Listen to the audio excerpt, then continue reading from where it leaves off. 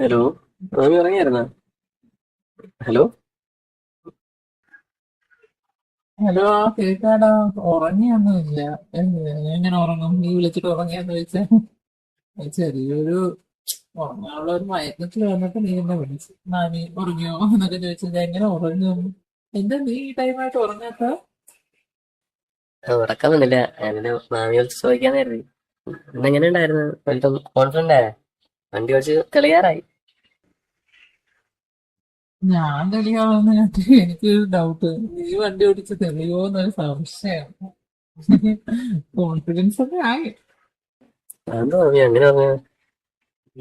നിങ്ങള് മുള്ളും മുടി വെച്ചുള്ള വാക്കുകളൊക്കെ പറയുന്നല്ലേ? എന്ത് കാര്യം പറ. ഏയ്, അതൊന്നും നല്ലടാ. ഞാൻ വെറുതെ പറഞ്ഞത്.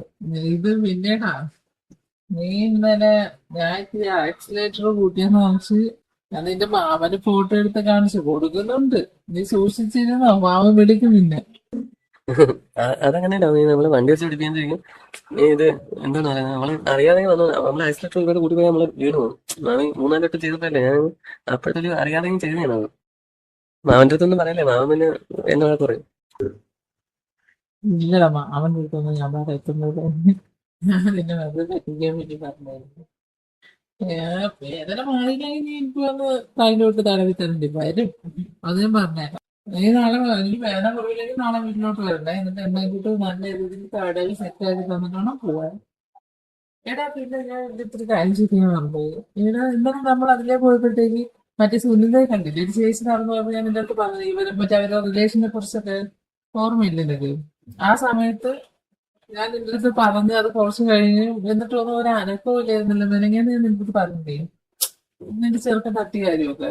പിന്നെ അതിനുശേഷം ചെറുക്കന്റെ അനക്കവും ഇല്ല, ആവുകയും ഇല്ല. എന്ത് പറ്റി? ആ സുനിതയുടെ കഥ ബാക്കി പറയാന്നുള്ളേ, ഞാൻ പറയാമേ. അത് മാമിയില് പറഞ്ഞു. അങ്ങനെയാണ് അവര് ഇങ്ങനെ, അതുകൊണ്ട് ഞാൻ കുറച്ചുകൂടെ എന്റെ ബാക്കിലോട്ട് അങ്ങ് സെറ്റ് ആയിരുന്നു. ഇങ്ങനെ മാമീനെ വഴക്ക് പറഞ്ഞത്. അതുകൊണ്ട് അയ്യേ, അതൊന്നും വിഷയമില്ലടാ. നീ എന്തിനാ അതിനൊക്കെ വിഷയിക്കുന്നത്? അതൊന്നും വിഷയമൊന്നുമില്ല. പിന്നെ നീ ഇനിയിപ്പോ നാളെ വരുമ്പോഴത്തേക്ക് അങ്ങനെ പറ്റിയെന്ന് പറഞ്ഞോ? അങ്ങനെ ഒന്നുമില്ല. നീ എന്തിനാ നാണിക്കുന്നത്? നീ വെറുതെ ടെൻഷനാവേ നാണിക്കൊന്നും വേണ്ട. നീ എന്ത് ചെറുക്കനല്ലേ, പിന്നെന്താ? അങ്ങനെയൊക്കെ എത്തി തട്ടിയെന്ന് പറഞ്ഞൊന്നും കുഴപ്പമൊന്നുമില്ലടാ. നിങ്ങളെ പ്രായം അതല്ലേ. പിന്നെ ഈ വയസ്സിലൊക്കെ അല്ലാതെ പിന്നെ എപ്പോഴാണ് ഇങ്ങനെ സംഭവിക്കുന്നത്? അതൊന്നും വിഷയമല്ല. അതൊന്നും ഓർത്ത് നീ ടെൻഷനാവേ വേണ്ട കേട്ടാ. പിന്നെ അങ്ങനെ തട്ടിയെന്ന് പറഞ്ഞൊന്നും കുഴപ്പമൊന്നുമില്ല. എനിക്ക് പ്രശ്നമൊന്നുമില്ല. നിനക്ക് പ്രശ്നമില്ലെങ്കിലും കുഴപ്പമില്ല. പിന്നെ ഞാൻ പറഞ്ഞല്ലോ ഇന്നലെ നിന്റെ അടുത്ത്, നമ്മൾ തമ്മിലുള്ളത് നമ്മൾ മാത്രം. വേറെ ഒരാള് ചെവിയിൽ പോവേ അങ്ങനെ സംസാരിക്കുകയോ അറിയുകയോ ഒന്നും ചെയ്യൂല. അത് നിനക്ക് ഞാൻ പ്രോമിസ് തരുന്നു. ആ, അതല്ലേ മാമി എനിക്ക്. ചില സമയത്ത് ഞാൻ ബാക്കിലോട്ട് അങ്ങനെ ഇരുന്ന് എന്താ പറയാ, എനിക്ക് എന്തോ പോലെയൊക്കെ തോന്നുന്നു. അതില് കുഴപ്പമൊന്നുമില്ലടാ. നാണിക്കൊന്നും വേണ്ട. ഏതാ ഞാൻ പറഞ്ഞില്ലേ സുനിതയുടെ കാര്യം. അവര് ചേച്ചിയാണ്. നല്ല പ്രായമുണ്ട് അവർക്ക്. പക്ഷെ ഞാൻ അവനെ എനിക്ക് കള്ളി സുനിത എന്നൊക്കെ വിളിക്കുള്ളൂ. നമുക്ക് അവിടെ വരുമല്ലോ സാധനങ്ങളൊക്കെ തീരുമ്പോ വീട്ടിൽ വന്നിട്ട് ചോദിക്കും. കുറച്ച് മുളക് പൊടി മല്ലിപ്പൊടി അങ്ങനെയൊക്കെ എപ്പോഴും വരും. വലിയ പൈസയൊന്നും ഇല്ല സാമ്പത്തികത്തിൽ. അവരൊത്തിരി താഴ്ചയിലാണ് സാമ്പത്തികത്തിലായിട്ടില്ല. ഭർത്താവുള്ള ഞാൻ പറഞ്ഞില്ല, അവര് ഡിവോഴ്സ് ആയി. കുറച്ച് ഫാമിലി പ്രോബ്ലങ്ങളൊക്കെ ഉണ്ട്. അവർക്ക് മക്കളൊന്നുമില്ലടാ. അപ്പൊ ആ ഒരു അതാണ് ഞാൻ നിന്റെ അടുത്ത് പറഞ്ഞ അവർ ശ്രദ്ധിച്ചു നോക്കിക്കോ, ബാക്കി ഞാൻ പറഞ്ഞു തരാം. അദ്ദേഹത്തിന് പ്രായാധിക്യമുണ്ട്, അനാരോഗ്യമുണ്ട്, നൂറായിരം പ്രശ്നങ്ങളുണ്ട്. എന്നാൽ പോലും ഈ പടം നയിക്കാൻ മറ്റാരും ഇല്ലാത്തതുകൊണ്ട് അനാരോഗ്യവും പ്രായാധിക്യവും അതിൽ നിന്നുണ്ടാകുന്ന മറ്റ് പ്രശ്നങ്ങളൊക്കെ മാറ്റിവെച്ച് പുള്ളി നിയമസഭയിൽ വന്നിരിക്കുക. അങ്ങനെ ഏതാണ്ട് ശരശൈലിയിൽ കിടക്കുന്ന ഭീഷ്മാചാര്യന്റെ അവസ്ഥയിലാണ് ഇപ്പൊ പിണറായി സഹ. നമുക്ക് അദ്ദേഹത്തോട് സഹതാപമാണ് വേണ്ടതെന്നാണ് എന്റെ അഭിപ്രായം. കാരണം ഇത്രയും കാലം പടം നയിച്ച് ഒരു പരുവത്തിലായി 10 കൊല്ലം കേരള മുഖ്യമന്ത്രിയായിട്ടിരുന്ന് ഭരിച്ച് ഏക ഛത്രാധിപതിയായിട്ടിരുന്ന ആളാണ് ഇല്ലേ. 30-40 വാഹനങ്ങളുടെ അകമ്പടിയോടുകൂടി സഞ്ചരിച്ചിരുന്ന ആളിപ്പോ ഒരു അകമ്പടിയില്ല. ഒരകമ്പടിയില്ല. ഇപ്പൊ പാറ്റന്റ് ആകം വേണ്ട, ഫയർ എഞ്ചിനും വേണ്ട, അതുപോലെ ആംബുലൻസ് വേണ്ട. ഇതൊന്നുമില്ലാതെ അദ്ദേഹത്തിന് സുഖമായിട്ട് നടക്കാം. ആരും ഒന്നും ചെയ്യില്ല. ശ്രീ ജയശങ്കർ സൂക്ഷിക്കണം.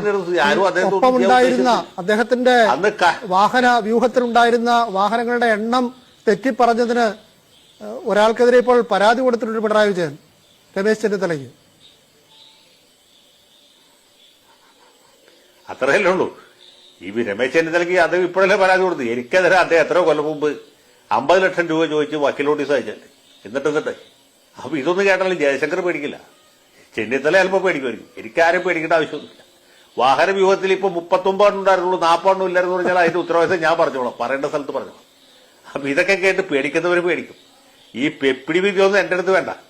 പറഞ്ഞു മനസ്സിലായില്ലേ? കേരള ചരിത്രത്തിൽ ഏതെങ്കിലും ഒരു മുഖ്യമന്ത്രി ആംബുലൻസിന്റെയും ഫയർ എഞ്ചിന്റെയും അകമ്പടിയോട് യാത്ര ചെയ്യുന്ന വീര് കണ്ടിട്ടുണ്ടോ? ഞാൻ കണ്ടിട്ടില്ല. എനിക്ക് ഓർമ്മ വെക്കുന്ന കാലത്ത് അച്യുതമേനോനാണ് കേരള മുഖ്യമന്ത്രി. അച്യുതമേനോൻ, കരുണാകരൻ, മുൻ പിന്നീട് മുഖ്യമന്ത്രിമാർ AK ആന്റണി. മരിച്ച ആംബുലൻസിൽ പോകുന്ന കണ്ടിട്ടുണ്ട്. മുഖ്യമന്ത്രിമാരുടെ വാഹന വ്യൂഹത്തിൽ ആംബുലൻസ് ഞാൻ കണ്ടിരുന്നില്ല മുമ്പ്. അതെ, ആംബുലൻസ് ഞാനും കണ്ടിട്ടില്ല. അമേരിക്കൻ അംബാസഡർ കൊച്ചിയിൽ വന്നപ്പോൾ അദ്ദേഹത്തിന് ആംബുലൻസ് ഉണ്ടായിരുന്നു. കാരണം ഇതിന് അദ്ദേഹത്തിന് നേരെ വല്ല ആക്രമണം നടക്കുകയാണെങ്കിൽ അപ്പോൾ വൈദ്യസഹായം കൊടുക്കാൻ വേണ്ടിയിട്ട് ആംബുലൻസ് കണ്ടിട്ടുണ്ട്. അല്ലാതെ കേരളത്തിലൊരു മുഖ്യമന്ത്രിക്ക് ആംബുലൻസിന്റെ പിന്തുണ ഞാൻ കണ്ടിട്ടില്ല. അപ്പൊ ഇങ്ങനെയൊക്കെ യാത്ര ചെയ്യുമ്പോൾ ജനങ്ങൾ ഇതൊക്കെ കണ്ടുകൊണ്ടിരിക്കില്ലേ. കാണുന്നവർക്ക് ഒരു ഇടതുപക്ഷ മുഖ്യമന്ത്രി EK നായനാർ പോകുന്നു അവർ കണ്ടിട്ടുണ്ട്, അച്യുതാനന്ദൻ പോകുന്നത് കണ്ടിട്ടുണ്ട്. ഇപ്പൊ ഇദ്ദേഹത്തെ പോലെ ഒരാള് ഛത്രചാമര പരിവീജിതനായിട്ട് പണ്ട് എന്താണ് നമ്മുടെ തിരുവിതാംകൂർ മഹാരാജാവുണ്ടായിരുന്നില്ല, അദ്ദേഹത്തിന് ഇത്ര അകമ്പടി ഉണ്ടായിരുന്നില്ല. അത് വെറും മഹാരാജാവായിരുന്നു. ഇദ്ദേഹം കേരള ചക്രവർത്തിയാണ്. അപ്പൊ ആളുകൾ വെറുത്തു. അതാണ് ശരിക്കുള്ള പ്രശ്നം. ആളുകളെ വെറുപ്പിച്ചു എന്നുള്ളതാണ്. അത് അംഗീകരിക്കുന്നതിന് പകരം മുഖ്യമന്ത്രിയെ വെല്ലുവിളിക്കുന്നു, സ്പീക്കറെ വെല്ലുവിളിക്കുന്നു, അല്ലെങ്കിൽ കോൺഗ്രസ്സുകാരായ മന്ത്രിമാരെ വെല്ലുവിളിക്കുന്നു, ലീഗുകാരെ വെല്ലുവിളിക്കുന്നു. ആർക്കും വിളിക്കാം. പക്ഷെ ഈ വെല്ലുവിളിക്ക് എന്തെങ്കിലും ആത്മാർത്ഥതയുണ്ടോ, ആർജവമുണ്ടോ, അത് ജനങ്ങളുടെ പ്രശ്നങ്ങളുമായിട്ട് എന്തെങ്കിലും ബന്ധമുണ്ടോ എന്നുള്ളതാണ് പ്രശ്നം. അപ്പൊ ഇതുപോലെയുള്ള ചപ്പടാച്ചികളുണ്ട്, പിപ്പിടി വിദ്യ കൊണ്ടുമാണ് പുള്ളി പാവം ഈ വയസ്സുകാലത്ത് പിടിച്ചു നിൽക്കുന്നത്. ഞാൻ പറഞ്ഞില്ലേ.